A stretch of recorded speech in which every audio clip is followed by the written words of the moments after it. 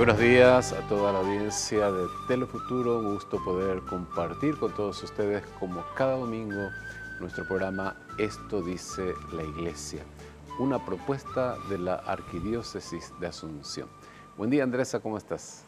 Buen día, diácono Ignacio, y a toda la audiencia a nivel nacional, internacional, a través de las redes y por supuesto por las ondas de Telefuturo.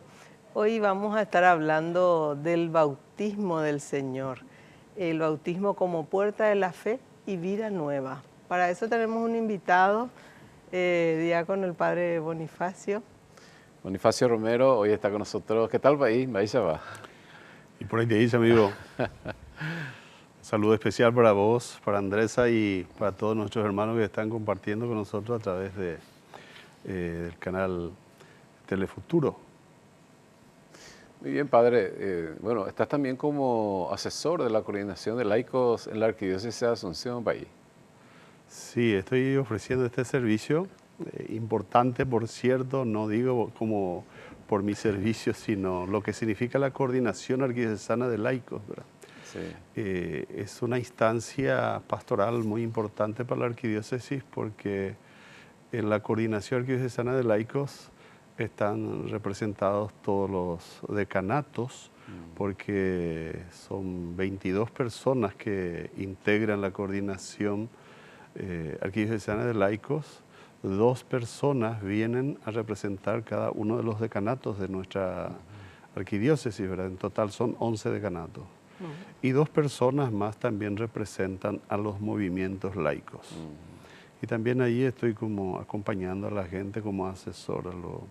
Están todos los movimientos laicos, que son alrededor de 40 y tal vez un poco más también, porque hay movimientos nuevos o grupos o asociaciones que van surgiendo, y entonces están todo ese número grande de laicos que están siempre trabajando, moviéndose en la iglesia, ¿no? Y en este caso en nuestra arquidiócesis. Bueno, cumpliendo un poco esto que ya nos habla el signo de la sinodalidad, ¿verdad?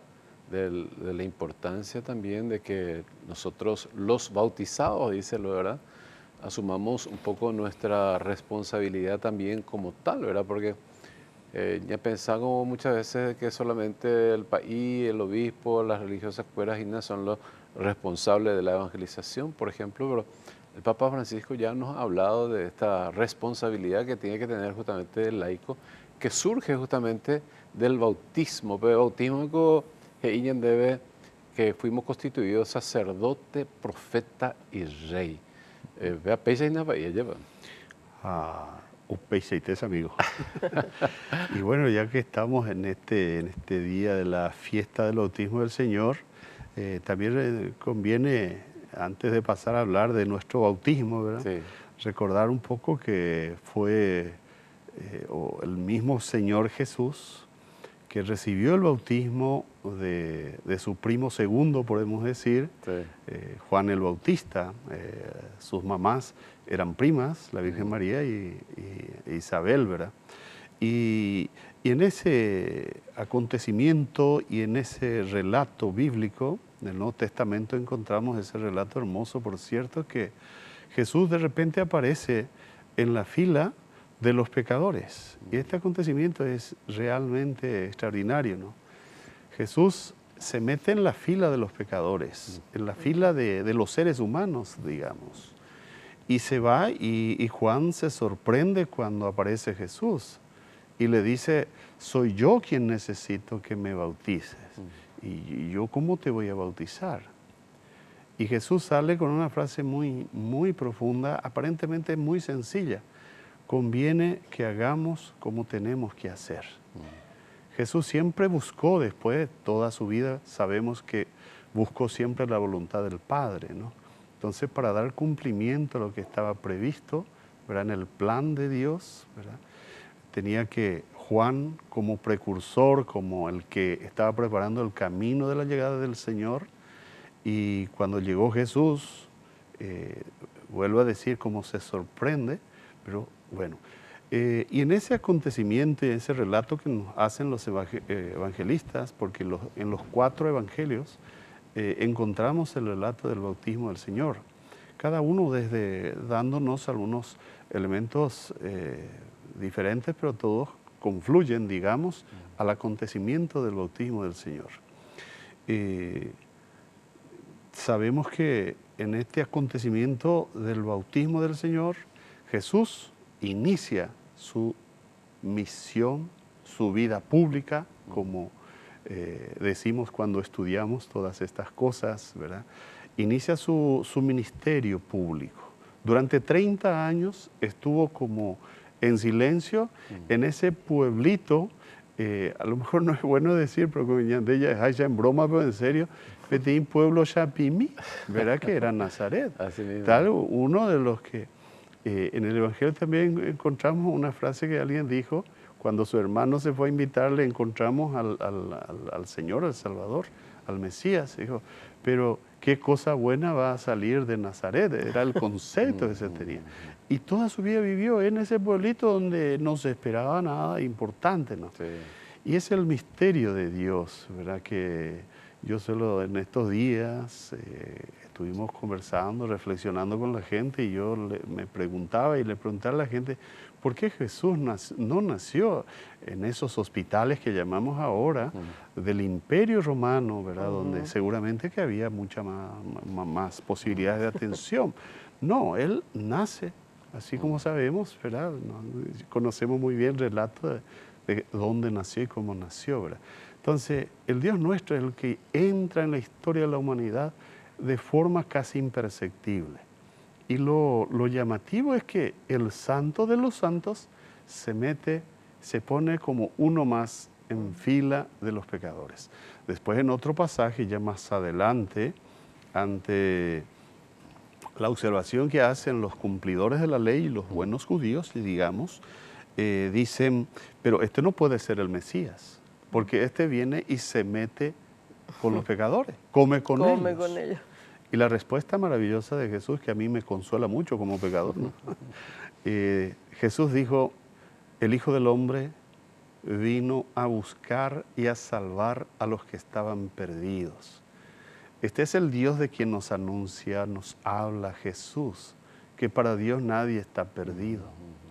El ser humano tiene siempre la posibilidad de redimirse. Y esta es una buena noticia. Entonces Jesús inicia con el bautismo del Señor, como llamamos a esta fiesta, inicia su ministerio público y va adelante. Y una frase importante que Jesús pronuncia también dentro de ese contexto de su bautismo, hace un llamado a la gente, ¿verdad? Conviértanse, que el reino de Dios está cerca. Otro punto que tenemos que resaltar también en este acontecimiento del bautismo del Señor en el río Jordán por Juan el Bautista, que encontramos en el relato bíblico que se escuchó una voz que venía del cielo y es el Padre que habla y dice, este es mi Hijo muy amado, escúchenlo. Entonces aparece la presencia del Hijo, Jesús, que recibe el bautismo de Juan. Y aparece también la voz del Padre. Y en el relato también dice que el Espíritu Santo descendió en forma de paloma. Y son momentos muy lindos de la vida de Jesús. Y en todos estos acontecimientos también nosotros nos sentimos proyectados, ¿no? ¿Qué sería eso teológicamente hablando, Padre, ese acontecimiento de la presencia trinitaria en ese bautismo? Y los estudiosos nos dicen que Jesús, que estaba iniciando su misión y que fue enviado por el Padre, este es un concepto, el misionero siempre es aquel que recibió un mandato, ¿verdad? Enviado. Y Jesús viene de parte del Padre, no viene por su cuenta. Y confirma el Padre a través de esa voz que llega del cielo, que es su Hijo muy amado, y se hace presente también el Espíritu Santo. Nosotros como cristianos, según las enseñanzas de nuestra iglesia, desde la teología sabemos que donde está el Hijo está el Padre y el Espíritu Santo. Y donde está el Padre está el Hijo y el Espíritu Santo, y donde está el Espíritu Santo está el Hijo y el Padre, porque son tres personas, pero un solo Dios. Así mismo es. Y bueno, de hecho que hablamos mucho del bautismo, ¿verdad? Pero esta palabra misma de bautismo, ¿qué significaría para nosotros padre, verdad? Bueno, yo siempre digo, porque yo tengo la formación que tengo, hay gente que estudia, que se dedican a esto, y yo soy misionero y todas las cosas pastorales, ¿verdad? Pero están, gracias a Dios, que tenemos hermanos nuestros que se dedican al estudio de todas estas cosas y profundizan, ¿verdad? Etimológicamente viene este término bautismo de baptisein, un término griego, y que textualmente significa sumergirse. Ñapuimí. ¿Verdad? Un gesto de purificación, ¿verdad? Y eso, desde la enseñanza de la Iglesia y del significado del bautismo cristiano, tiene un sentido muy profundo, por cierto, porque en el bautismo nuestro, pasando ya al nuestro, digamos, la Iglesia nos enseña que es Dios quien consagra nuestra vida y nos purifica de todo y del pecado original, y sobre todo nos da nueva vida. Por eso decimos también que en el bautismo, y todos nosotros que decimos que somos cristianos, en el bautismo nosotros hemos sido consagrados por Dios, y de esa manera hemos entrado a formar parte de la familia de Dios, que es la Iglesia. Y tenemos que decir también que desde el día de nuestro bautismo nosotros hemos asumido un compromiso de participar en la construcción del reino de Dios. Porque este es el proyecto grande que Jesús introdujo, regaló a la humanidad, la construcción del reino de Dios. Que después son temas tan grandes que estamos planteando así, medio de paso, ¿no? Pero el reino de Dios, que se caracteriza por ser reino de amor, reino de justicia, reino de verdad, reino de paz. Muy bien, muy interesante nuestro tema de hoy. Vamos a un corte y volvemos con todos ustedes.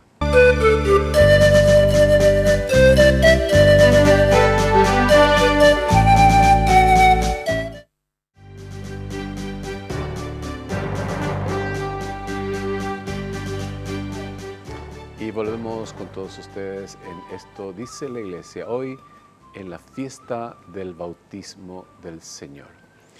Bueno, esta responsabilidad que vos dijiste, Paí, de que uno asume en su bautismo, pero nosotros en la Iglesia Católica también bautizamos a los niños. ¿Por qué se bautiza a los niños también? Es la pregunta que siempre se hace también, que hace la gente.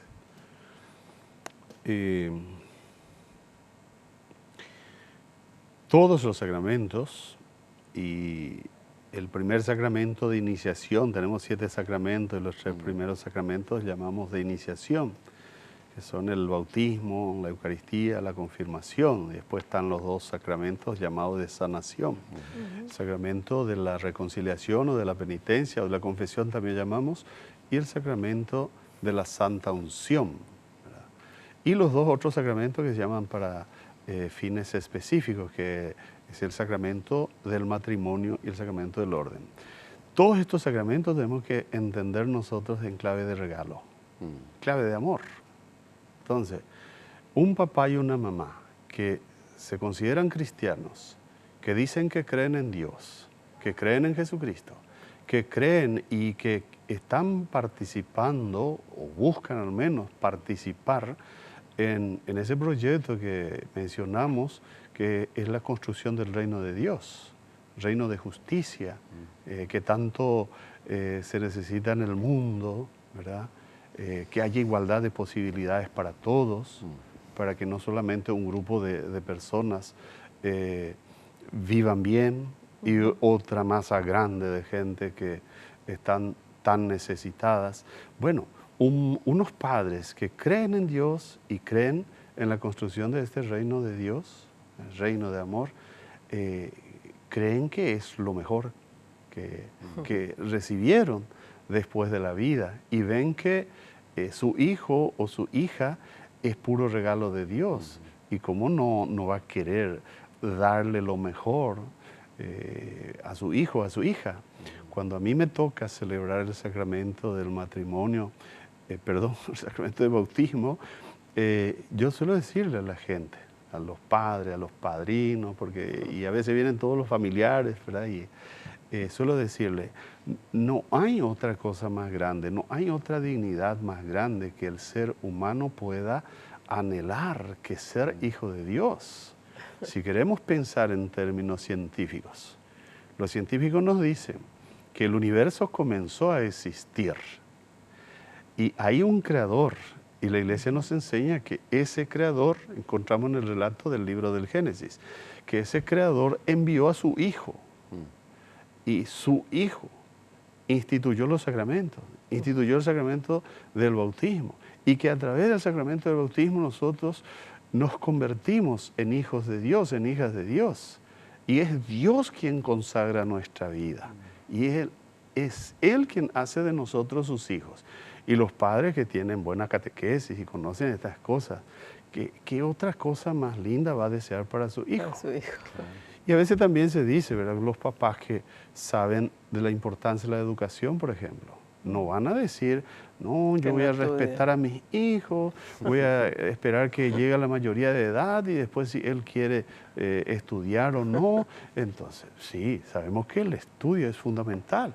Por lo tanto, los padres que quieren a sus hijos, pues... Desde temprana edad. Sí, tienen que darle esa posibilidad, ese regalo, ¿no? Y cuando hablamos del bautismo, reitero, en el bautismo recibimos la dignidad de hijos de Dios.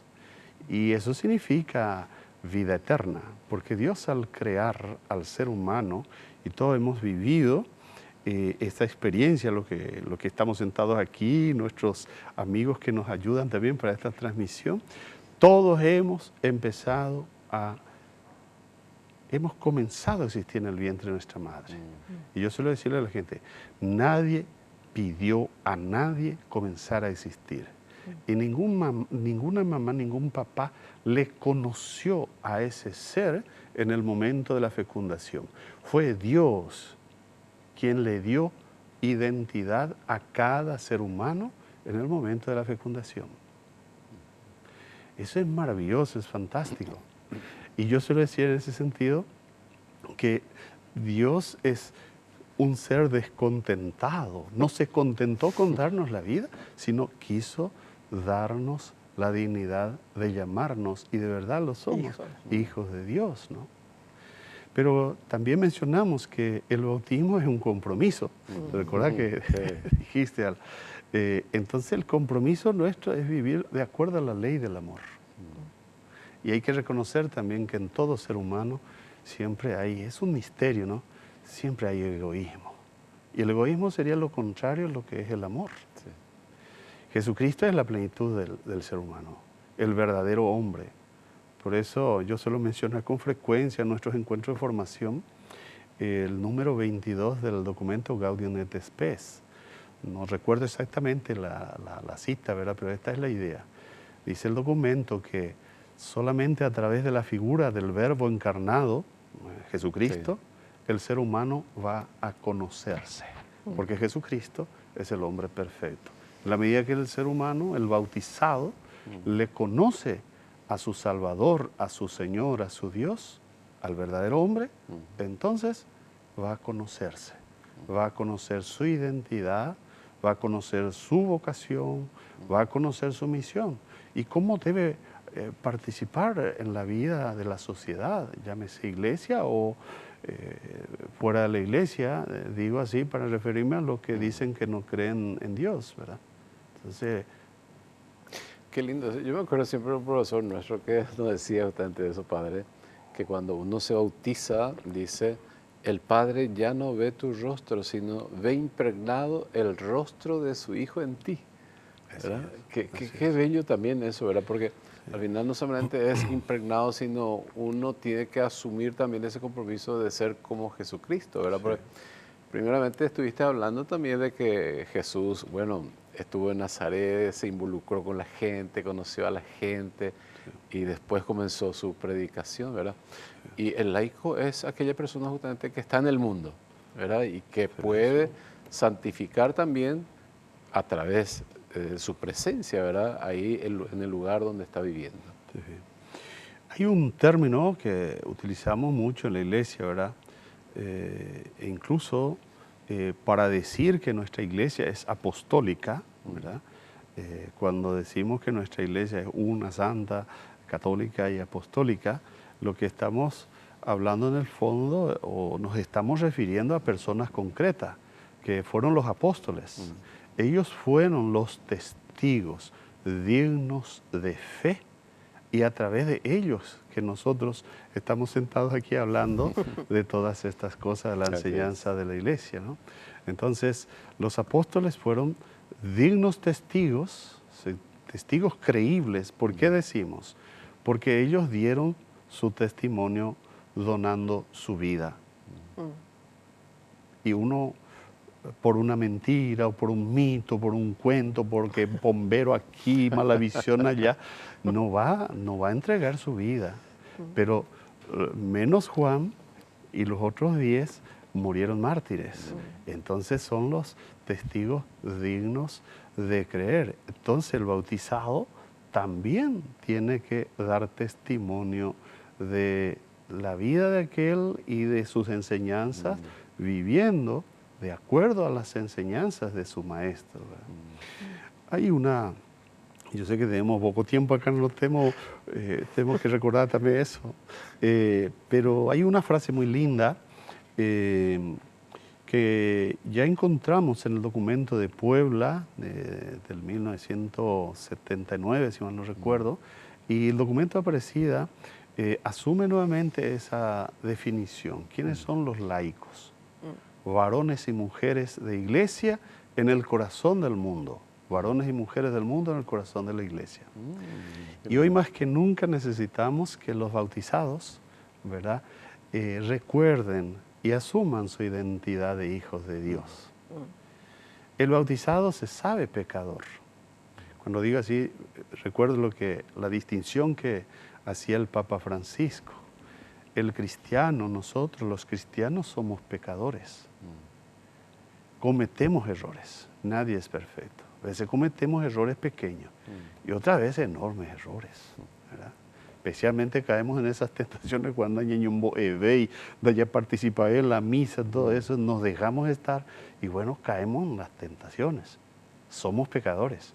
Pero el Papa Francisco hablaba también de los corruptos. ¿Quiénes son los corruptos? Son aquellos que le han sacado ya a Dios de su vida y se han dejado llevar.